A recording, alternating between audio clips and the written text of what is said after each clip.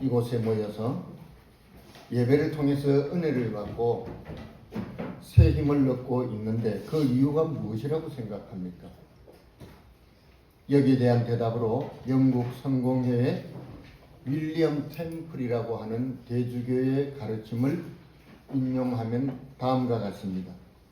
예배란 하나님을 향한 전인격적인 복종이요, 하나님을 경배하는 것은 인간이 할 수 있는 가장 위대한 경험이라고 했습니다. 그래서 그런지 같은 크리스찬이라 할지라도 예배 중심으로 살아가는 크리스찬과 그렇지 못한 크리스찬의 경험하는 믿음의 세계가 전혀 다르다는 것을 알 수 있습니다. 우리가 지금 매일 다니엘 기도를 통해서 은혜를 받고 있는데 강사로 나오신 분들의 공통점이 무엇이냐 하면 그들이 세상에서 무기력하게 살아가던 어느 날 하나님을 만나면서 그분을 예배하고 우리 삶 가운데서 자기가 예배하는 하나님을 인정하고 말씀에 순종할 때 그들의 삶은 공통적으로 역전되었다는 사실입니다. 성경이 반복해서 우리에게 가르쳐주는 것이 무엇입니까? 여호와 하나님은 창조주 하나님이시고 그는 우리에게 생명을 주셨고 또 죄 가운데 빠진 우리를 구하기 위해서 그의 아들 예수 그리스도를 이 땅에 보내주실 정도로 그는 우리를 그렇게 사랑하셨다는 사실입니다. 우리가 이 사실을 깨닫고 하나님께 감사하며 그분에게 영광을 돌릴 때 우리는 영원한 축복의 자리로 나아갈 것입니다. 그러므로 예배드리는 이 시간이야말로 살아계신 하나님을 만나는 특별한 시간이고 우리 인생에서 가장 복되고 소중한 시간인 줄 믿기를 바랍니다. 그래서 다윗은 예배 가운데 이렇게 고백했습니다. 역대기상 16장 8절과 10절에 보니 너희는 여호와께 감사하며 그의 이름을 불러 아뢰며 그가 행하신 일을 만민 중에 알릴지어다. 그에게 노래하며 그를 찬양하고 그의 모든 기사를 전할지어다고 했습니다. 오늘 봉독한 이 로마서를 기록한 사도 바울도 죄인의 개수와 같은 나를 주님이 먼저 찾아와 주시고 십자가의 복음을 대적하던 그런 과거와는 상관이 없이 영광스러운 십자가의 복음을 증거할 수 있도록 자신의 인생을 새롭게 하심에 감사하는 마음으로 살았던 사람입니다. 그러므로 우리도 하나님 앞에 예배할 때마다 구원의 감격과 받은 은혜에 감사하는 마음으로 우리 자신을 온전히 하나님께 드릴 수 있다면 지금부터 우리 인생도 얼마든지 역전의 역전을 거듭하면서 하나님이 기뻐하시는 복된 삶을 살 수 있는 줄 믿습니다. 오늘 저는 이 본문의 말씀을 가지고 그리스도 예수 안에 있는 자라는 제목으로 잠시 은혜를 나누고자 합니다. 여러분 어떻습니까? 우리가 살다 보면은 평생 잊지 못할 사람들이 있습니다.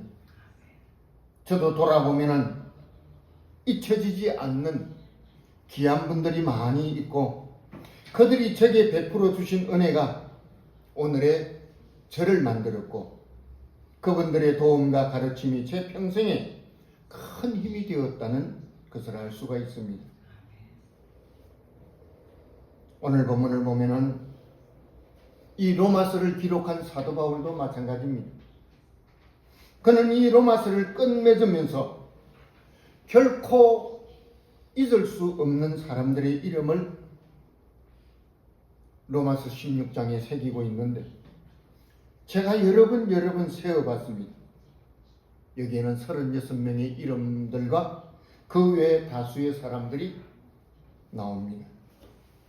이 사람들은 사도 바울이 복음을 전하는 일을 위해서 주님을 사랑하는 마음으로 자신을 아끼지 않았고 또 온갖 고난을 무릅쓰면서 바울을 도우며 그 사도 바울의 사역을 지켜낸 사람들이었습니다. 16장에서 이렇게 많은 이름을 거론하고 있는 이유가 무엇입니까? 인류의 역사는 뛰어난 영웅만을 기억하고 있지만 하나님의 십자가의 복음은 그 복음을 위해서 헌신하고 수고하고 순종한 사람들을 한 사람도 잊지 않고 있다는 것을 보여주기 위해서 기록된 것입니다. 그런데 사도 바울은 이 사람들을 본문에서 무엇이라고 표현하고 있습니까? 그리스도 예수 안에 있는 자라고 그렇게 말하고 있습니다. 여러분, 그리스도 예수 안에 있다는 이 말의 의미가 무엇인 줄 아십니까? 그리스도와 함께 죽고 그리스도와 함께 부활을 경험했다는 것을 말하는 것입니다. 다시 말해서 로마서 6장 11절에 기록된 것처럼 죄에 대하여는 죽은 자요 그리스도 예수 안에서 하나님께 대하여는 산 자라는 뜻입니다. 이것은 우리도 마찬가지입니다. 그리스도가 지금 어디에 계세요? 내 안에 있기 때문에 오늘 저와 여러분들은 함께 은혜의 자리 앞에서 예배하는 우리 모두는 내 안에 있는 그리스도로 인해서 우리 모두는 서로 안에서 함께 거하는 줄 믿습니다. 아멘. 그렇다면 그리스도 안에 거하는 자들의 특징이 무엇일까요? 내가 그리스도 안에 거하는 사람이라면 내가 어떤 사람인가를 알아야 되지 않겠어요? 많은 얘기가 있지만 그 중에 가장 중요한 한 가지 사실은 그리스도 예수 안에 있는 자는 사망에서 벗어난 사람들이라는 사실입니다. 여러분, 이 세상에서 육체로 살아간다는 것은 고통이고 전쟁입니다. 누구라도 이것은 피할 수가 없습니다. 이유가 뭘까요? 그것은 죄 때문입니다. 하나님이 처음에 아담과 하와를 에덴 동산에 만들어 두셨을 때는 그런 것이 없었어요. 그런데 인간 세상에 죄가 들어오면서 삶은 고통이 되고 하루하루의 인생의 여정은 전쟁이라 그 말입니다. 죄는 인간이 하나님을 떠나서 자기 욕심을 따라서 감으로 인해서 그 가운데 하나님 대신에 들어온 것이 죄입니다. 죄는 우리 육체에 고통을 주고 절망을 안겨주고 죄는 인간이 추구하는 모든 좋은 것을 다 빼앗아갑니다. 그런데 로마서 5장 12절에 보면 이런 말이 있습니다. 한 사람으로 말미암아 죄가 세상에 들어오고 죄로 말미암아 사망이 들어왔으니 이와 같이 모든 사람이 죄를 지었으므로 사망이 모든 사람에게 이르렀다 그랬습니다. 죄가 우리 인생을 고통하게 한다는 것을 분명히 말씀하고 있습니다. 이 사망의 고통은 권력으로 피할 수가 없습니다. 많은 재물을 가지고 면할 수가 없습니다. 어떤 특별한 능력이나 지식으로도 해결할 수 없는 것입니다. 인간은 스스로 지은 죄값으로 죽음에 이를 때까지 사망의 고통이 우리를 따라다니면서 괴롭힌다는 사실입니다. 그래서 시편 기자는 시편 38편 4절에 이렇게 고백합니다. 내 죄악이 내 머리에 넘쳐서 무거운 짐 같으니 내가 감당할 수 없나이다 그랬습니다. 그리고 그 뒤에 보면은 죄가 나를 두렵게 만든다. 여러분들도 그런 일이 있을 거예요. 어느 날 까닭없이 뭔가 마음이 불안해. 그거는 죄가 우리를 그렇게 만드는 것입니다.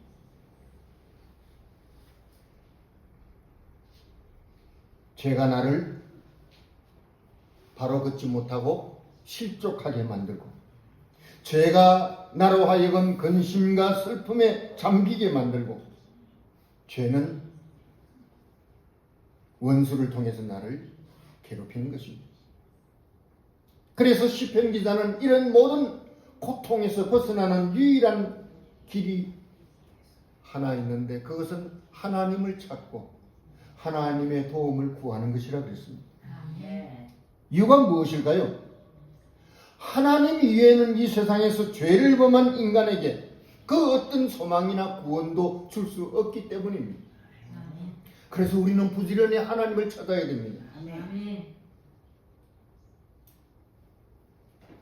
그리스도 안에 있는 자의 삶은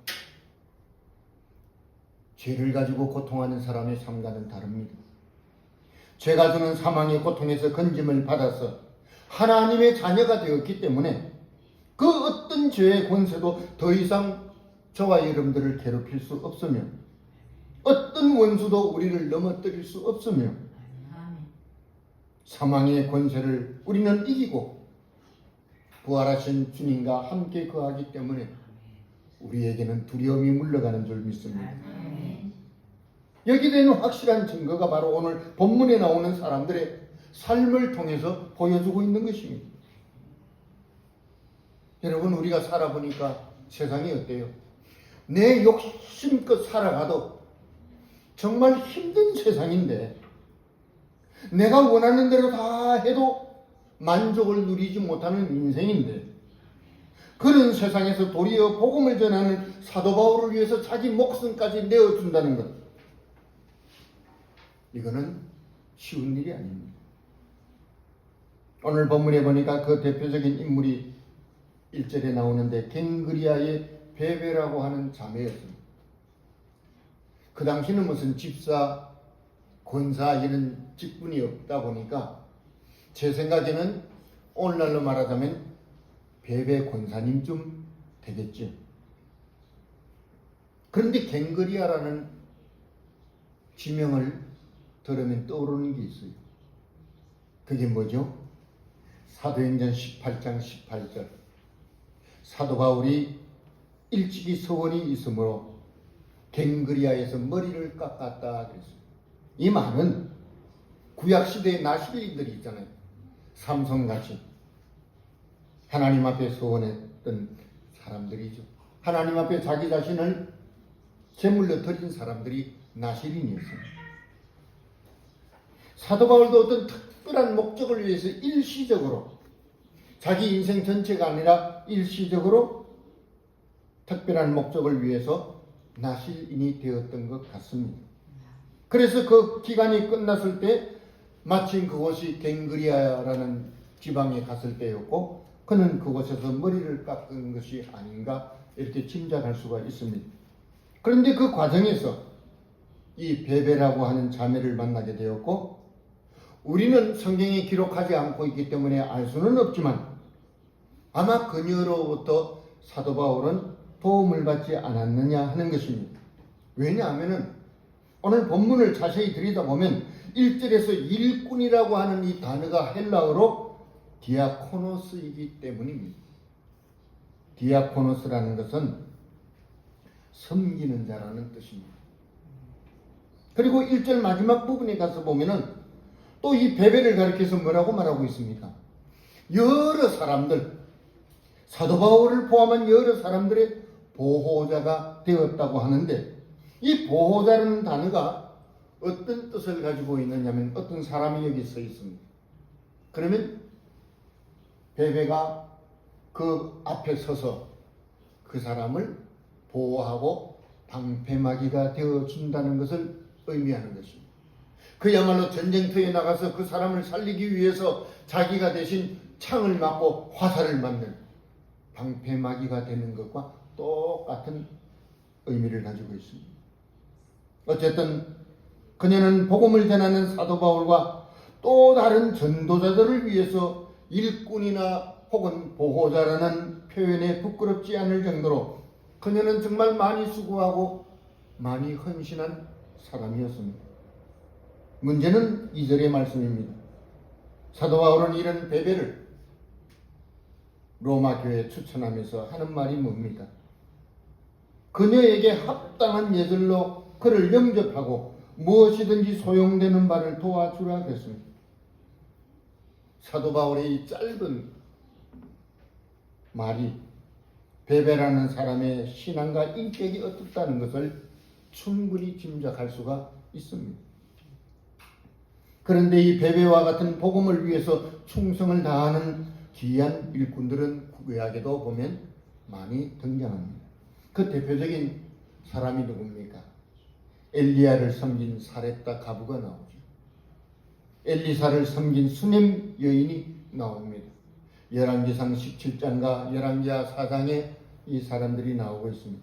그녀들의 헌신을 통해서 우리가 알 수 있는 것이 무엇이냐 하면, 믿음을 가지고 주의 종을 섬기는 자들에게는 하나님이 그들이 행한 대로 축복하시고 하나님의 풍성하신 은혜를 부어주신다는 것을 알 수 있습니다. 어느 나라나 다 비슷비슷하지만 특히 한국의 경우가 심합니다. 대한민국의 국정을 담당하는 국회의원들이 선거 때만 되면 뭐라고 외칩니까?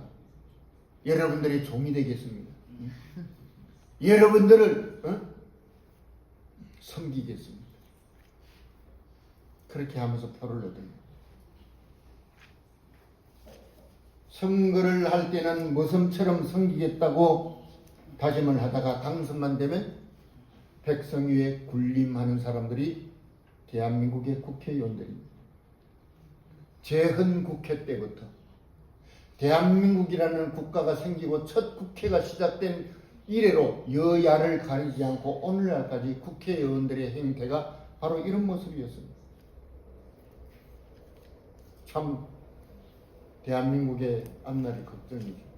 여야를 가리지 않고 정말 국회의원이라는 자들이 말하고 행동하는 것을 보면 부끄러워서 견딜 수가 없어요. 자네들이 걱정이 됩니다. 미국도 이번에 트럼프가 대통령이 당선이 돼서 천만다행이었어요. 왜냐하면 바이든이 4년 동안 대통령에 있으면서 미국 국경을 열어가지고 불법으로 미국을 들어온 사람들이 1000만 명이 넘었어요. 100만 명도 아니고 1000만 명이 넘었어요. 그런데 그 바이든 정권이 그런 사람들을 시카고나 뉴욕에서 국가 재정을 써서 무료로 재워주고 있어요. 그 이유가 뭘까요? 그래서 이번에 트럼프 대통령이 당선되면서 그런 것들을 다 정리하겠다. 그리고 무엇보다도 미국에서는 두 가지 성밖에 없다는 것이죠. 남자냐 여자냐. 그 외에는 전부 다 인정하지 않겠다는 것이죠. 얼마나 반가운 소리인지 몰라요. 여러분 뉴욕에 가면요, 갔다 온 목사님 얘기를 들어보니까 뉴욕에는 화장실이 남녀 구분이 없어요. 남자도 여자도 다 같이 들어요. 세상이, 우리는 하루하루 먹고 살기가 바쁘다 보니까 세상이 지금 어떻게 변하는지 모르고 있어요. 그런데 트럼프가 이런 걸 내가 다 고치겠다. 학교에 애들 보내면 학교가 애들을 바르게 세우는 것이 아니고 오히려 애들을 선생들이 망치고 있기 때문에, 그래서 집에서 자기 자녀들을 공부시키는 부모들에게는 세금으로 도움을 주겠다 그랬어요. 지금 그런 상황입니다. 그러다 보니 그래도 목사님들한테 기도 안수 받고 자기가 하나님을 믿는다고 고백하는 그런 사람이 대통령이 된 게 얼마나 감사한지. 대한민국도 마찬가지예요. 하나님 믿는 대통령이 나와야 됩니다. 하나님을 두려워하는 국회의원들이 많이 나와야 됩니다.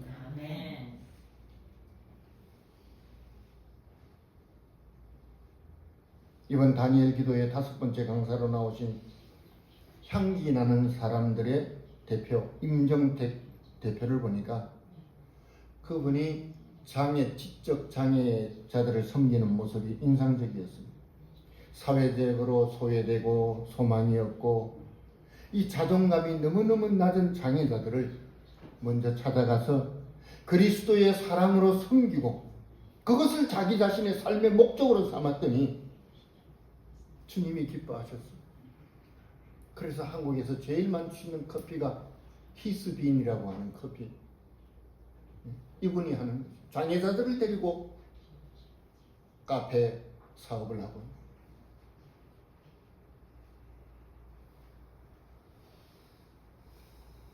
오늘 본문이 강조하고 있는 것은 전도자 사도 바울의 위대함을 자랑하는 것이 결코 아닙니다.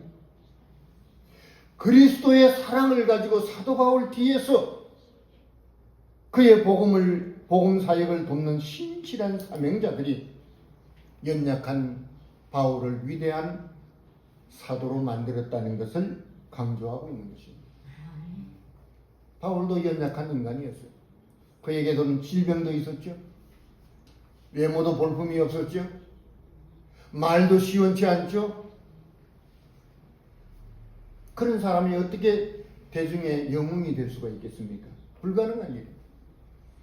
오늘 본문에 특히 16장 전체에 나오는 이 수많은 사람들의 이름, 이 사람들이 복음을 전하는 사도 바울을 위해서 자기 목숨까지 내어놓았기 때문에 사도 바울이 그렇게 사도의 사명을 감당할 수가 있었다는 사실입니다. 그래서 고린도에서 만났던 브리스가와 아굴라 부부를 소개하고 있죠. 그들은 전도자 바울을 위해서 다만 금전적인 지원만 해준 것이 아니고 사도 바울의 목숨을 지키기 위해서 자기들의 목까지 내어놨다. 한마디로 말해서 전도자 바울을 돕기 위해서 이 부부는 목숨을 걸었다는 것이죠. 우리가 이렇게 귀한 사명자들, 복음의 숨은 일꾼들을 어디 가서 만날 수 있겠습니까? 그러나 주님은 지금도 신실하고 충성된 지도자들을 위해서 이 시대에도 베베 자매나 아굴라 부부 같은 사람들을 십자가의 복음을 위해서 이 일본 땅에 예비해 놓은 줄 믿습니다. 그런데 사도행전 18장에 가보면 아볼로라고 하는 성경학자가 있었습니다. 그런데 성경이 보면은 그는 세례에 관해서는 세례 요한의 세례만 알고 있었다 그랬죠. 브리스길라와 아굴라 부부가 이 사람을 만나고 보니까 이 사람이 복음에 대해서 뭐 잘 못 알고 있구나. 그래서 그를 데려다가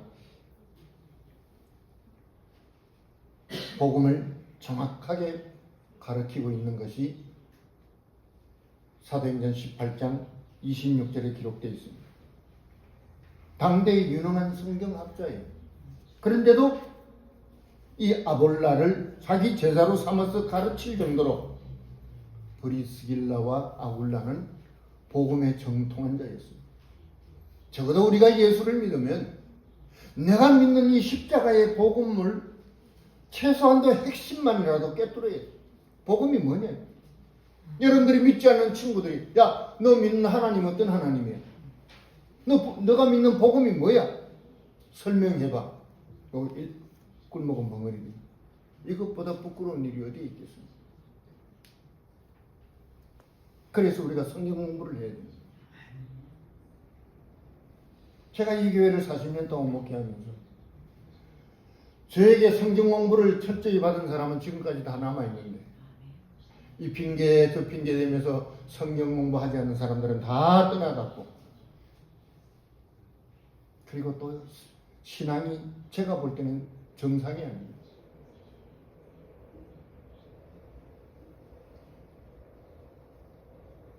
그런데 사도 바울은 이 브리스길라와 아굴라 부부를 뭐라고 표현한 줄 압니까? 3절에 보니까 동력자라고 했습니다. 여러분 동력자가 뭐죠?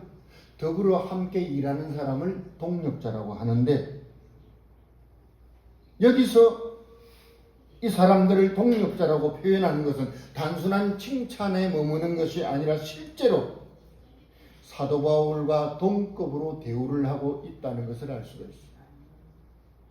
제가 옛날에 기도할 때 그런 기도 많이 했죠. 선지자의 이름으로 선지자를 대접하면 선지자의 상이 있다. 바로 이를 말하는 것입니다. 그들은 사도가 아니었지만 그 사도 바울을 위해서 자기들의 목숨이라도 내어놓았을 때 그들은 뭡니까? 믿음의 세계에서는 사도 바울과 동급의 대우를 받고 있다는 것을 알 수가 있습니다. 하물며 우리가 하나님 앞에 섰을 때 어떻겠습니까? 이번에 다니엘 기도회 통해서 어떤 강사가 그랬죠? 주님이 우리를 만나서 뭐예요? 고맙다. 고맙다. 그 말이 얼마나 가슴이 와닿는지.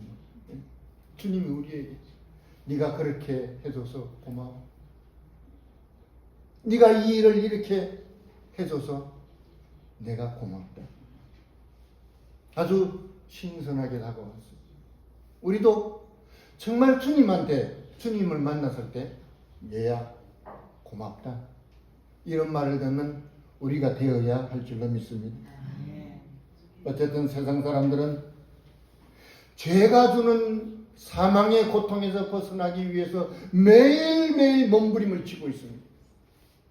온갖 노력을 기울이면서 그 인생을 소모하고 소비하고 있을 때 우리는 예수 그리스도의 십자가의 복음을 위해서 우리 자신을 하나님 앞에 제물로 드린 사람들입니다.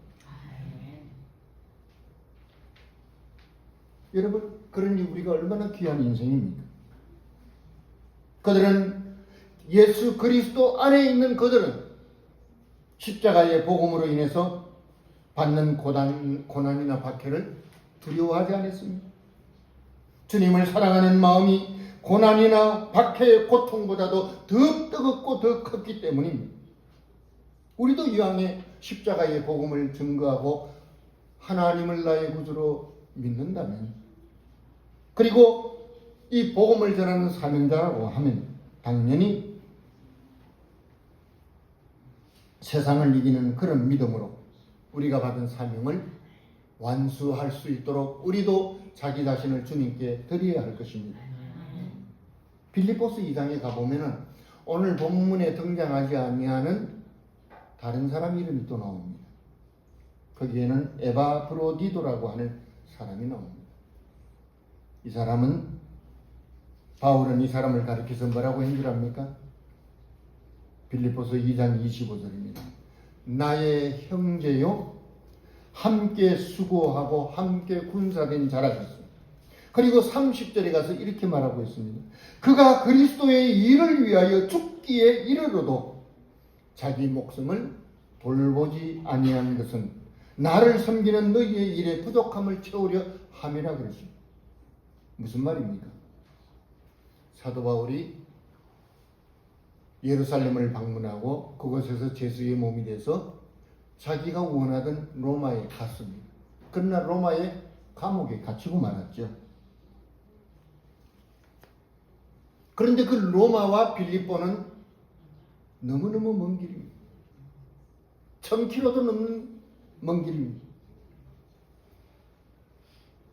빌립보 지역의 성도들과 바울 사이에 이 먼 길을 오고 가면서 그는 사도 바울과 빌립보 교인들을 섬기고 서신을 전달하고 감옥에 있는 사도 바울의 필요를 공급해 주던 사람이었습니다. 여러분, 당시 치안이라든가 도로 사정 등을 생각하면 보통 사람들이 할 수 없는 일입니다. 뭐 한 번쯤 갔다 올 수는 있겠죠. 로마를 구경도 할 겸.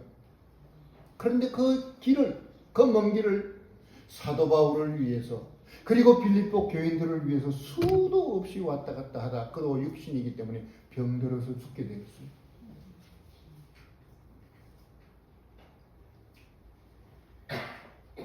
그리스도 안에 있는 많은 사람들이 염려를 했습니다.